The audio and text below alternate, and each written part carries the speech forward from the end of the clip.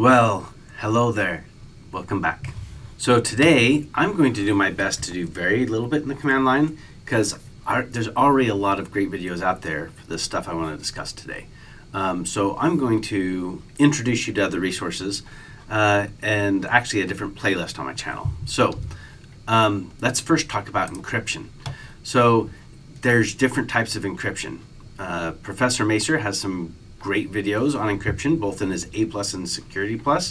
This one is, I'm going to link below to his Security+ video on encryption. But I also want people to understand the difference between encryption and hashing. So, and encryption, I often use GPG to show what encryption can do. And hashing, we use SHA-256, MD5 sum, SHA-512, those type of things.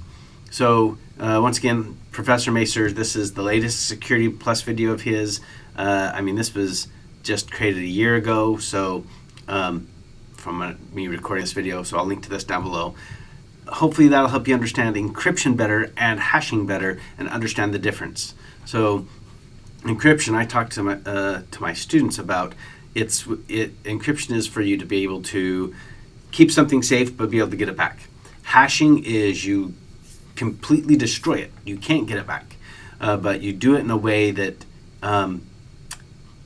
you can check to see if someone gives you the same thing, if it's the same by completely destroying it the same way. I refer to, in fact, like he has eggs here, I refer to as scrambling eggs. You can scramble an egg, but you can't put it back. So, but if you scramble another egg the exact same way, following the exact same recipe, it'll turn out the same. Okay. So there's a simple video on this as well, because sometimes it's just really good to start in a more simple place. This one's an old video. It's like 7 years old. It's still relevant today. And then once you really understand the difference between encryption and hashing, I think it's good to understand what things are using it. So this is SSL, TLS, and HTTPS explained. Really, it would be good to also understand how SSL works. SSH works, because we've been logging in and out of servers a lot, right? I'm going to point you towards HTTPS. Why don't you find your own SSH video? So once again, all these videos, we're not going to watch them. I'm going to link them down below. And then I like to talk about the different uses of encryption. So let's do that for just a sec. With encryption, sometimes we're encrypting a file. Sometimes we're encrypting something that we're sending. So we're doing it in transit. Encrypting a file would be encrypting something at rest. Sometimes we want to encrypt more than just a file. We want to encrypt an entire file system or drive, or so. There's different things to do for encrypting that. In order to understand that, I think we should first dive a little bit into file systems. So Linux has different file systems that you can use. For that matter, Windows does as well. So I'll link to Wikipedia's list of file systems. We'll look a little bit on our AWS instance, what file system we have, here in just a sec. But there are a lot of file systems. Now, very few of them are heavily in use right now, and some of these are pretty old. I mean, ext is for Linux systems. Let me make this bigger. But ext is really old. So we had ext2 and then ext3, and now we have ext4. And yeah, so there's a lot of options. Just like Windows used to have FAT. Then they had FAT16, FAT32, and so there's these different options, but very few of them are still heavily used.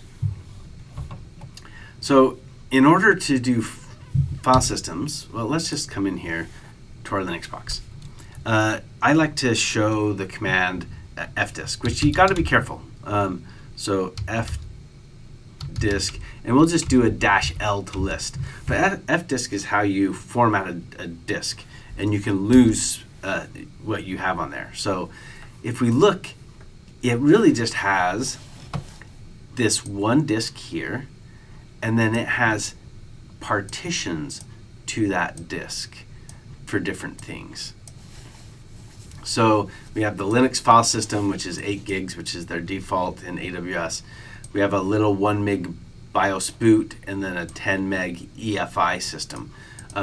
So these are the different parts of the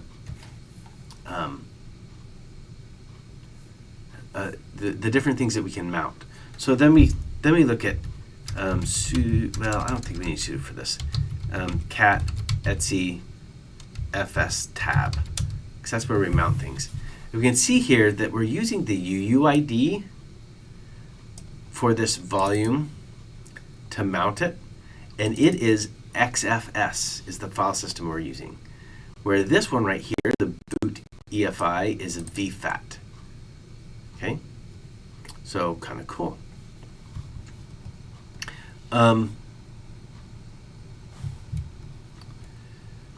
Let's see, there's probably,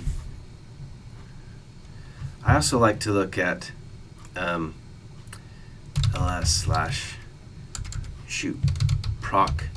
partitions, cat proc partitions. There we go. So this just shows the different partitions. So we have the drive, we have partition 1, this second one, and this third one, which have weird numbers there. So usually I just see partition 1. So we can, there's lots of information here. Now this is just one way of setting up systems. I do want my students to understand LVM some, and it's kind of hard to do that in AWS. So it's something that you could do a little easier in a virtual machine or on your local system.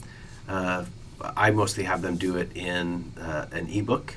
So for my students that take my classes in person, we use Red Hat Academy, and they have awesome material. So I don't have to go over it as much because it's covered in Red Hat Academy.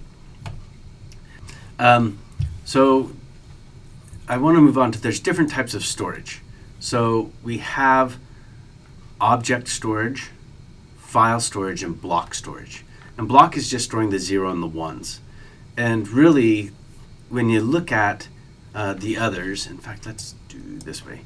So often a storage area network stores, so SANs, stores 0s and 1s, and then you can mount those and format them on the different systems, and that's where we boot up from.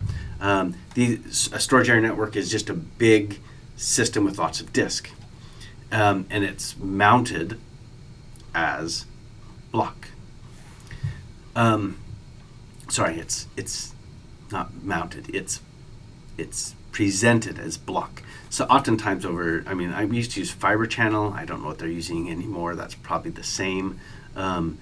Maybe it's improved. It's been quite a while since I played with this. But then you have network attached storage. Network attached storage is file-based storage. So this is like when you set up on your system a shared drive. On your system, it's block storage. You share it to someone else, and they access it, and it's file storage. So they're accessing a drive on your system. And you can share that with the entire world if you want it. And they would access it through file storage. So there's one more type of storage, and that's object storage. And that's where oftentimes this can be used as like an HTTP endpoint. It's online. So the main object storage I use is Amazon's S3. So it's kind of cool. Okay, so there's a way to do file storage in Amazon with EFS, an Elastic File System. I'll link to this page down below. I have, as part of one of my other playlists, a step-by-step on how to do an Elastic File System and mount it to your EC2 instance. So I'll link to this down below as well. So lots of things down below. And you should be able to easily set up an elastic file system. Now you pay for what you use. So the cool thing about the elastic file system, if you put almost nothing on it, there's very little that you have to pay for. But as you fill it up, you get charged more. Okay, so lots of things. Hashing, encryption, file systems, storage types, and mounting an EFS. Those are the things I want you to understand today. And I hope that you can go through and enjoy some of these videos, but also try and find your own video on SSH, since you've been logging in and out, and understand how SSH works. So I ran a few commands. I guess I can do history and link to them down below as well. Anyway, I hope you've enjoyed this. We'll see you in the next video. Have a good day.